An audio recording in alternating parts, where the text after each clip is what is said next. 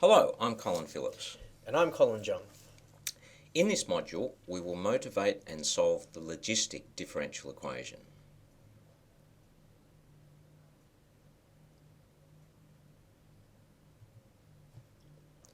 Slide 1, Introduction.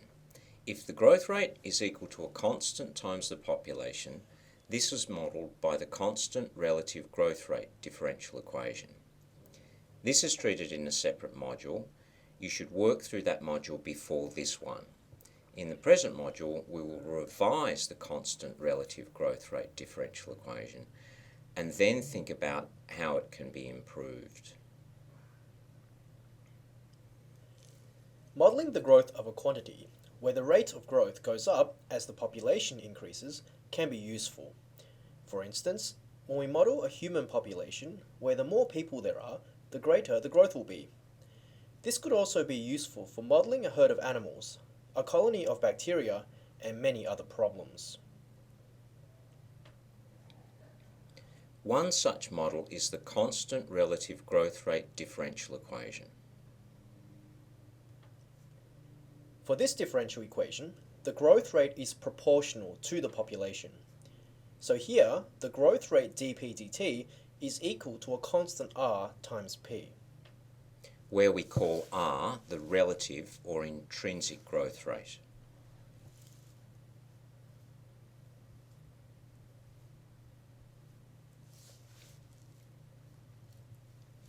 Slide 2, Limitations of constant relative growth. This constant relative growth rate differential equation may be useful when there are no bounds on food or other resources. But this model becomes unrealistic when the population grows to a point where there are limits to what the environment can support. Unlimited growth can become unrealistic very quickly. As an example, imagine a population of rabbits where every pair of rabbits grow and reproduce another 8 rabbits every 3 months. Now, if there is no limit to the food or other resources, then for this model, just 2 rabbits will multiply to a point where they cover every square metre of the Earth's surface in about 7 years. So an environment may only be able to sustain a population at a certain level in the long term. We will call this the carrying capacity.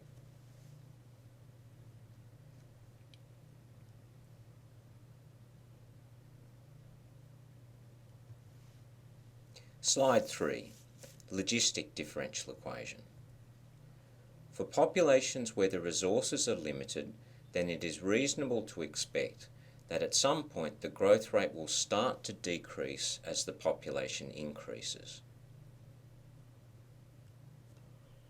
One way to do this is to introduce the factor 1 minus p on k on the right hand side of our differential equation, where k is the carrying capacity.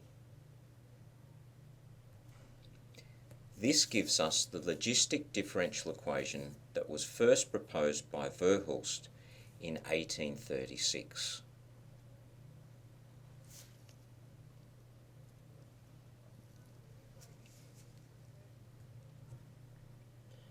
Slide 4. Population behaviour up towards k. Let's consider this factor 1 minus p on k in the logistic differential equation. If the population p is very small, then this factor will be close to 1. This means that for a small population, the logistic DE is close to the constant relative growth rate DE. Thus, for small p, the population is almost growing exponentially. As the population increases, then p on k increases. Thus, the factor 1 minus p on k will decrease. The result of this extra factor in the differential equation will mean that at the halfway point, the growth of the population will start to slow. Now, as the population p grows and gets close to k, the factor 1 minus p on k will get small. For example, if the population P is 90% of the carrying capacity, then P is equal to 0.9 K, and the factor 1 minus P on K will be just 0.1. This means that dP dt on the left-hand side is small. Thus, if the population is 90% of the carrying capacity, the growth rate is very small. So as P approaches K, the population grows more and more slowly. This means for the logistic DE, as the population approaches K, the growth rate decreases to 0. For this model, if a population P starts below K, then the population will increase towards K, but never reach it. In this sense, K is the population limit that the environment can carry. This is why K is called the carrying capacity.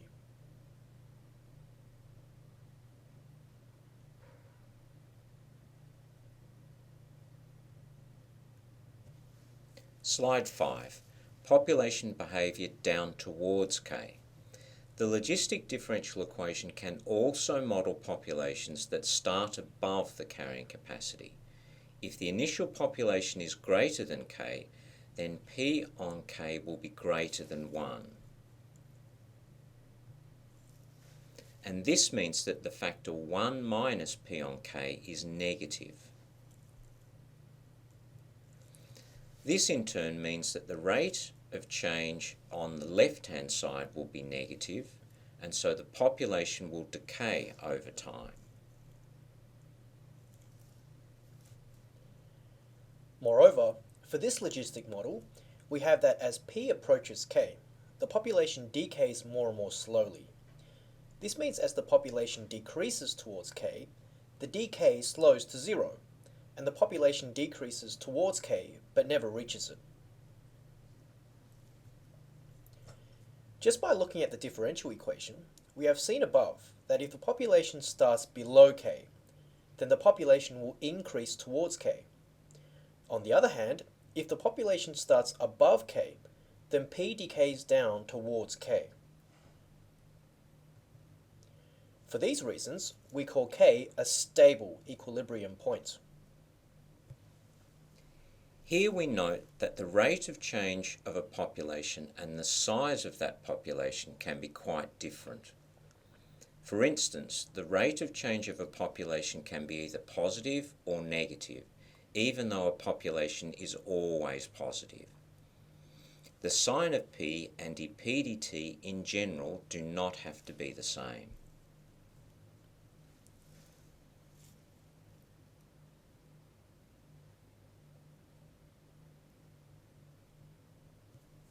Slide 6, Overview. We shall proceed to Verhulst logistic differential equation.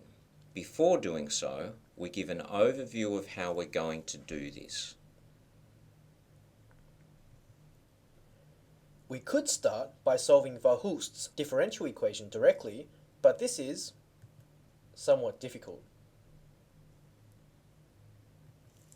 Instead, we will first solve a similar differential equation called the normalised logistic differential equation. Some people call this the simplified or reduced logistic differential equation. For the normalised logistic differential equation, the population is expressed as a proportion of the carrying capacity. For instance, if the population is 750 and the carrying capacity is 1,000, then P is equal to 0.75 in this model. You can also interpret this as 75% of the carrying capacity. Importantly, the reason why we consider the normalised logistic differential equation is because it's easier to solve. We will then use the solution to the normalised equation to find the solution of the original Verhulst's logistic equation. In summary, rather than directly solving Verhulst's logistic differential equation, which is a difficult task, we take a detour and solve the easier normalised logistic equation, and then use this to solve Verhulst's original equation.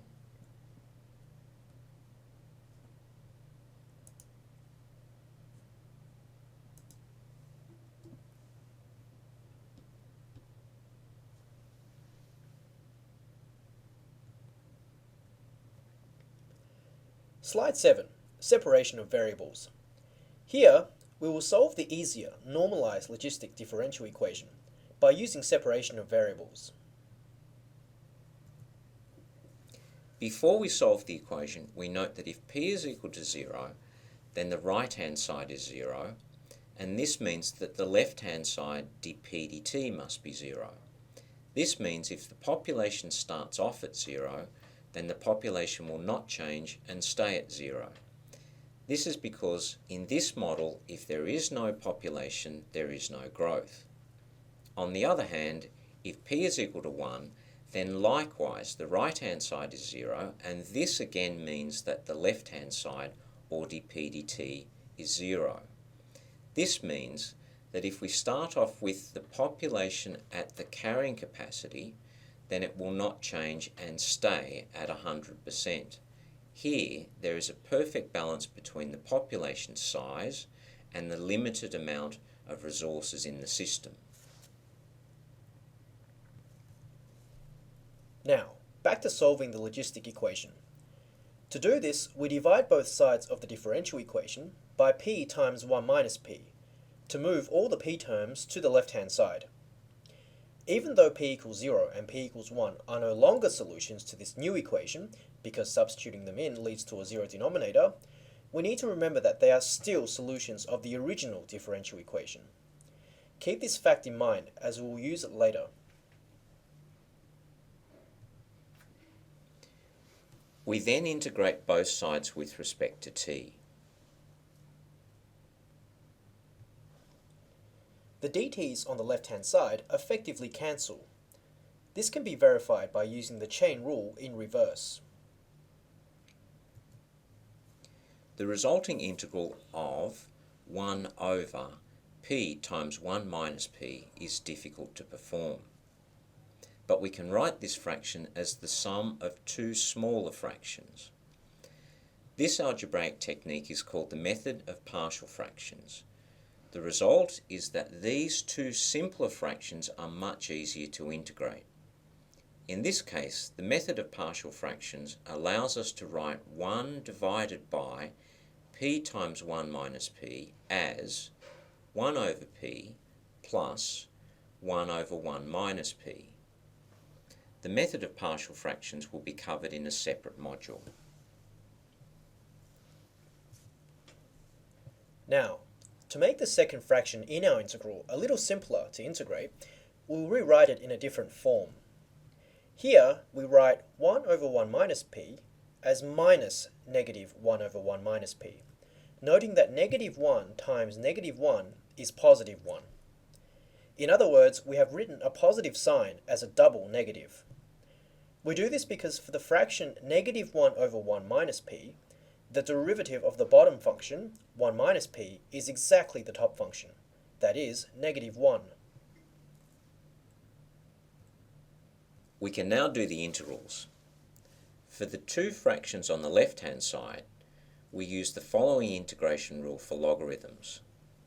This rule says that the integral of a fraction where the top is the derivative of the bottom is equal to the logarithm of the absolute value of the bottom function plus a constant of integration c.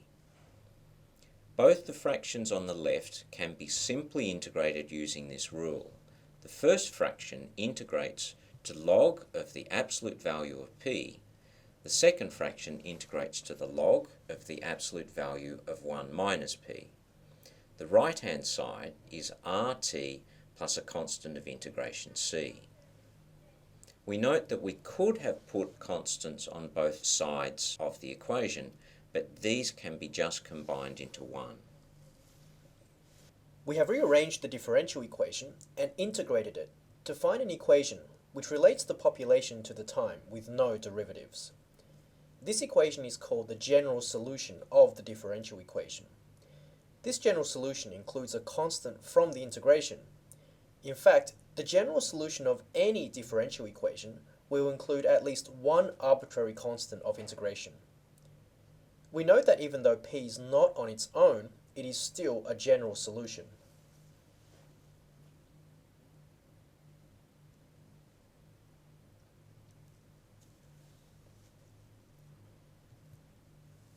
Slide 8, rearranging for p of t. We shall now rearrange our general solution to write p explicitly as a function of t. Firstly, we will simplify the left-hand side as much as possible. Using a law that the log of a minus the log of b is equal to the log of a divided by b, we combine the two logs on the left-hand side into a single logarithm. The fraction absolute value of p on the absolute value of 1 minus p inside the logarithm can be written as a single absolute value, using the law that the absolute value of a number a divided by the absolute value of b is equal to the absolute value of a divided by b.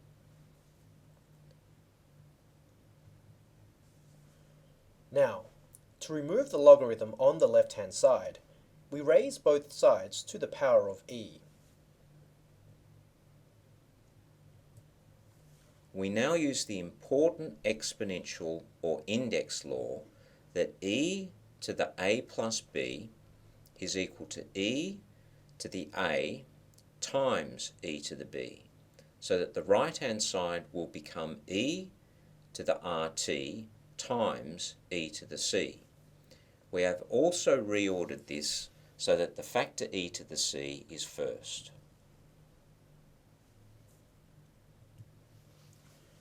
Now, we will show how to remove the absolute value signs on the left-hand side. You may remember that taking the absolute values of a number is like using a function where it doesn't matter if the input is positive or negative, the output is always positive. Let us now be more precise about this. The absolute value function takes different forms depending on the sign of what is inside. Let's consider everything inside the absolute value function as x. We now treat the absolute value function depending on whether x is positive or negative. So the two cases are, case 1, if x is positive, then we just remove the absolute value signs.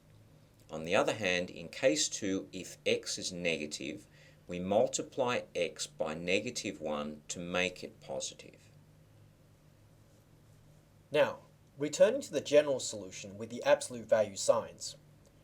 Because the absolute value of the fraction p on 1 minus p appears in the general solution, we must consider if this fraction is positive or negative.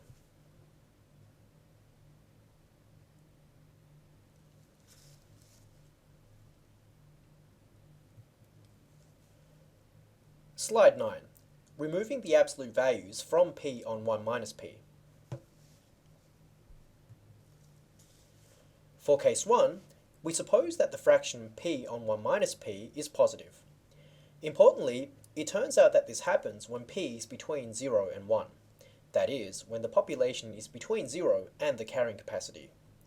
You can test this for yourself by substituting a few values for p between 0 and 1.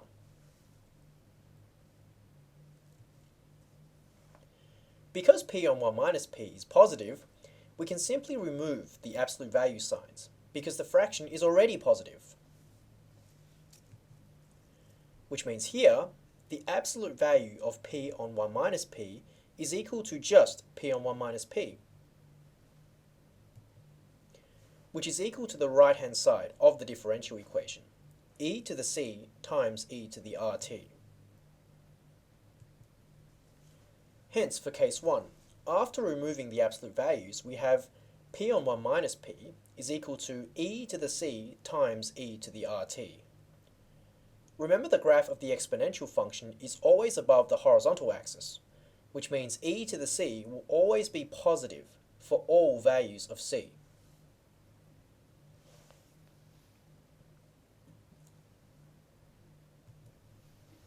In case 2, we suppose that the fraction p on 1 minus p is negative. It turns out that this happens when p is larger than 1. That is, when the population is larger than the carrying capacity. Again, you can test this by substituting values of p larger than 1 into the fraction. Now here we want to find the absolute value of a negative number. Because the fraction 1 on 1 minus p is negative, to take the absolute value of this fraction, we need to multiply this fraction by negative 1 to make it positive. So this means that the absolute value of p on 1 minus p is equal to negative p on 1 minus p, which is equal to the right-hand side of the differential equation, e to the c times e to the rt.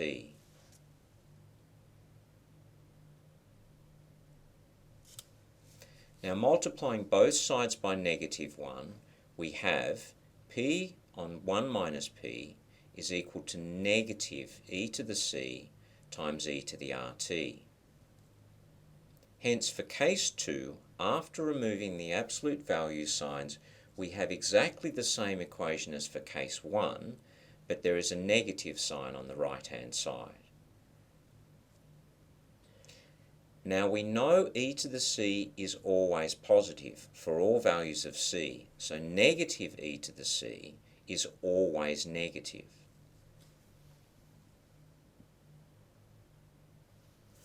We now have two different formulae for p on 1 minus p, but we can combine these two different formulae into just one equation. To do this, for case 1, when p on 1 minus p is positive, we simply set e to the c to be a positive constant a. On the other hand, for case 2, when p on 1 minus p is negative, we set negative e to the c to be a constant with the same name a, but for this case, the constant must be negative. Thus, by using this naming system for a, we can combine the two equations for the two cases into just one equation, which is p on 1 minus p is equal to a e to the rt, where a can be any number, positive or negative.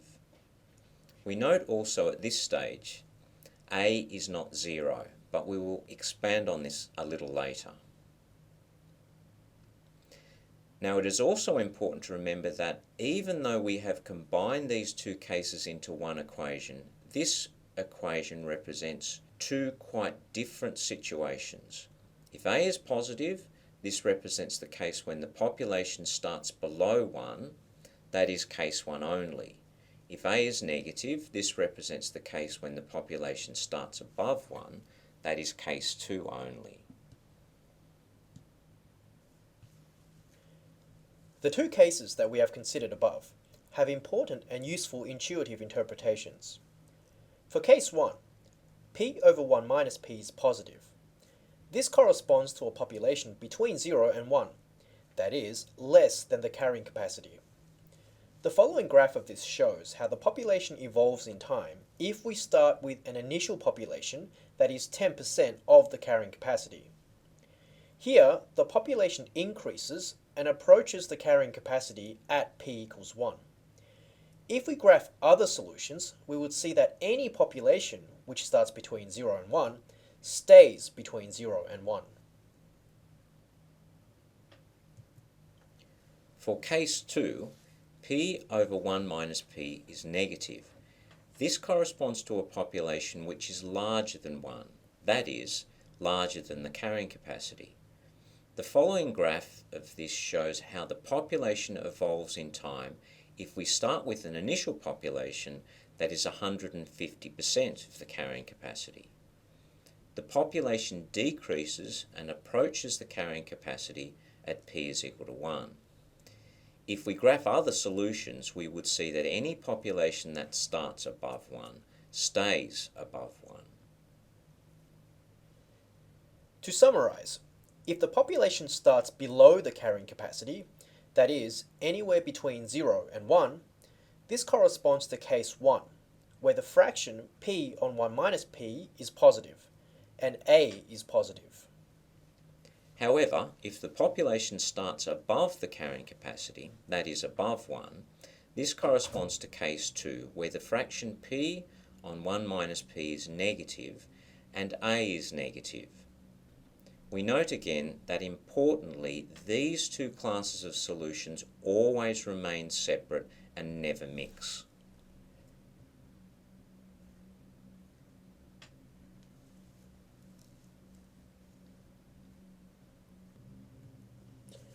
Slide 10. Returning to getting p of t on its own. In the last slide, we removed the absolute value signs. This resulted in two different cases, which were combined into one equation. Now we shall return to rearranging our general solution to get p on its own as a function of t. To get p on its own, we need to get p out of the denominator. So to do this, we firstly multiply both sides by 1 minus p. We then expand the right-hand side. We then gather all the terms involving p onto the left-hand side. To do this, we add p a e to the rt to both sides. To obtain just one p in the equation, we need to factorize the left-hand side. To do this, we take p out as a common factor. Finally, to get p on its own, we divide both sides by 1 plus a e to the rt. Thus, we've isolated p on its own on the left-hand side. This equation is the general solution for a population that starts off between 0 and 1 when a is positive. The equation is also the general solution for a population that starts off greater than 1 when a is negative.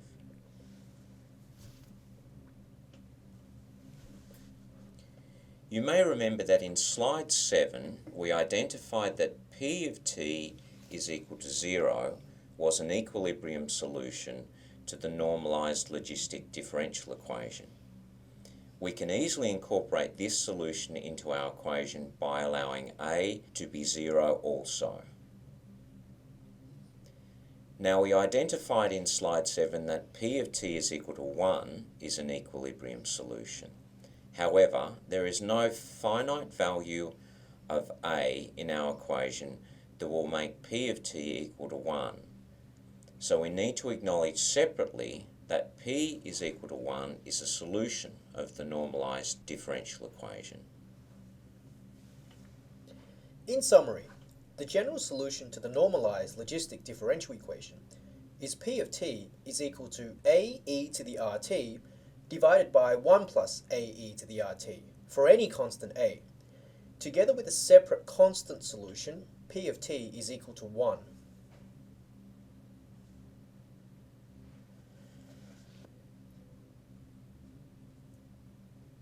Slide 11, recap. To recap, we have just found the general solution to the normalised logistic differential equation. However, ultimately we want to solve the original Verhulst logistic differential equation, which is harder.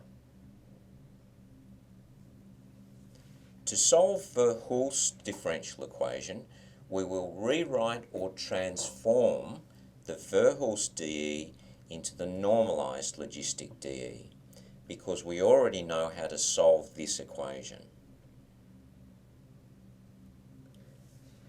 We will then use the solution of the easier to solve normalised equation to find the solution to the Verhulst equation.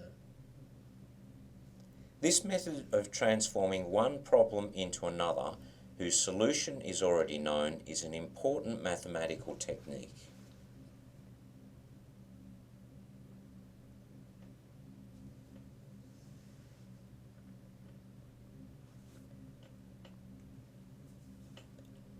Slide 12. Solving Verhulst's logistic differential equation. Here, we start with the original Verhulst equation and then transform it into the normalized equation, because we have already solved it.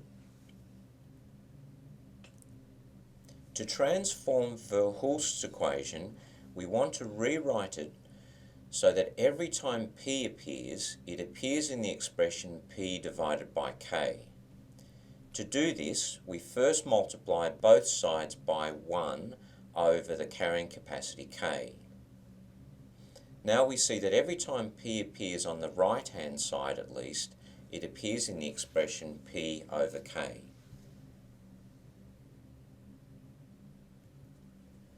Now, we also want p to appear in the expression p over k on the left-hand side. To do this, we remember that k is a constant, and so 1 on k will also be a constant. Now, because 1 on k is a constant, we can move it into the derivative. This is because we can always move a constant in and out of a derivative. If we do this, the left-hand side becomes the derivative of 1 on k times p, which is equal to the derivative of p on k, which is equal to the right-hand side. We have now rearranged our equation so that every time p appears, it appears in the expression p over k. Now, to transform Verhulst's equation into the normalised equation, we just replace little p on k with big P everywhere it occurs. We have now transformed Verhulst's equation, expressed in terms of little p, into the normalised equation in terms of big P. The reason why we've transformed the problem into the normalised equation is that we have already derived the general solution to this equation. The general solution is P of t is equal to ae to the rt divided by 1 plus ae to the rt for any constant a. Together with the separate constant solution, P of t is equal to 1.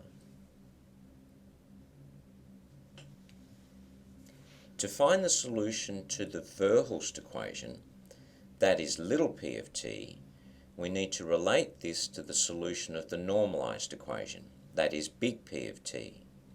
To do this, remember that big P and little p are related by the substitution big P is equal to little p on k. So to find the solution to the Verhulst equation, we just substitute little p on k for big P everywhere in the normalised solution.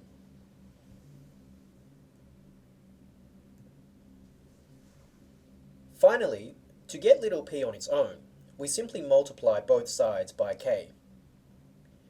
We have therefore obtained the general solution to Verhulst's differential equation.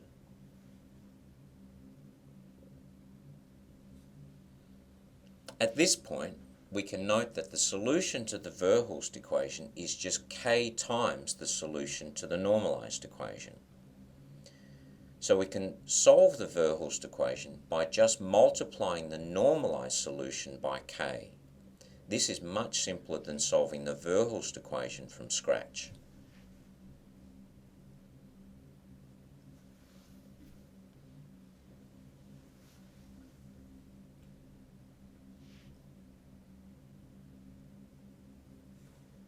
Slide 13, Algebraic Summary. We can summarize the processes that we have used here in 4 steps. The first step is to transform the more difficult Verhulst differential equation into the simpler normalised logistic equation. The second step is to solve the easier normalised equation. The third step is then to use the solution to the simpler normalised problem to find the solution to the harder Verhulst differential equation. For our problem, this third step simply amounts to multiplying the normalised solution by k to get the solution to the Verhulst problem. So if you can solve the normalised logistic equation, then the solution to the Verhulst problem is just k times the normalised solution. This method of transforming a difficult problem into a simpler one, solving the simpler problem, and then using the solution to the simpler problem to solve the difficult problem is an important general technique in mathematics. This general technique can be thought of as solving a more difficult problem by taking a detour through an easier route.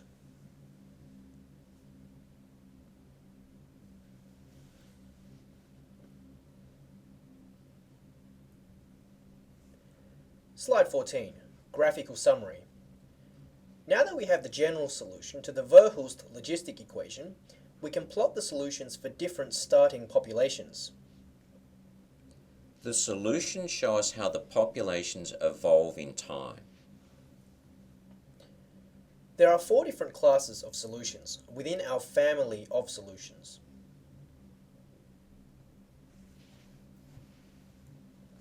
Firstly, if the population starts at 0, then it stays at 0. This particular solution corresponds to a equals 0 in our general solution.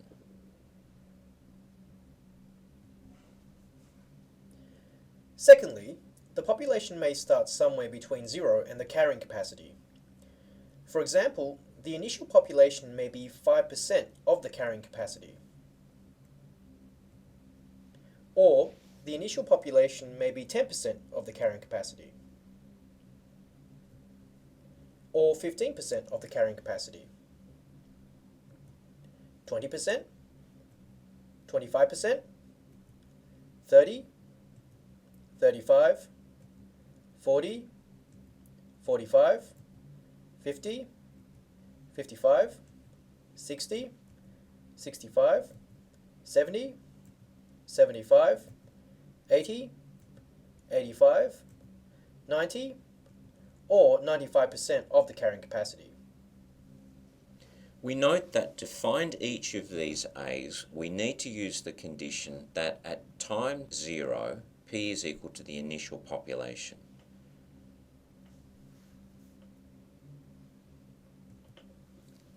Thirdly, if the population starts exactly at the carrying capacity K, then it stays exactly at K. This corresponds to the separate equation P of T is equal to K in our family of solutions.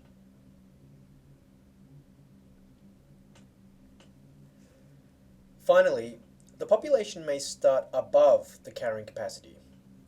For example, the initial population may be 5% more than the carrying capacity. That is, 105% of the carrying capacity.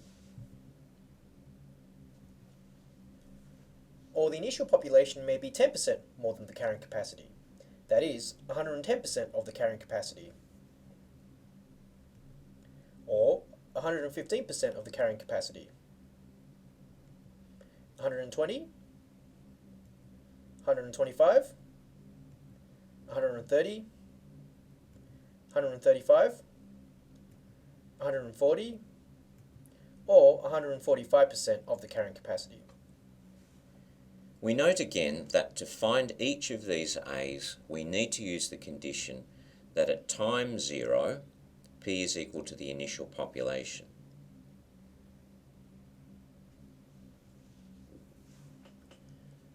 We can use these graphs to examine how populations evolve in time, depending on the starting population. Now, because even a small initial population will increase away from 0, we call P is equal to 0 an unstable equilibrium point. On the other hand, because an initial population below the carrying capacity will increase up towards K, and an initial population above the carrying capacity will decrease down towards K, we call P equals K a stable equilibrium point. In short, the unstable equilibrium 0 can be thought of as repelling nearby solutions, whilst the stable equilibrium K is attracting nearby solutions. The concepts of an equilibrium point and the stability of an equilibrium point are important in many aspects of mathematics and science. Even though we have restricted the discussion here to the evolution of a population with limited resources, this same logistic model can be used in many different circumstances. For example, the logistic model is used to predict the spread of communicable diseases in the medical field of epidemiology. It was used to model the rise and fall of available crude oil by Marion Hubert in the 1950s and is known as Hubert's peak oil theory. It is used by the fishing industry to manage and maintain fisheries at sustainable levels. The logistic function is also used in psychology in item response theory. This theory is used to model the probability of an individual correctly answering a question as a function of their ability. As you can see, apart from just population growth, the logistic model has many other unexpected, far-reaching applications.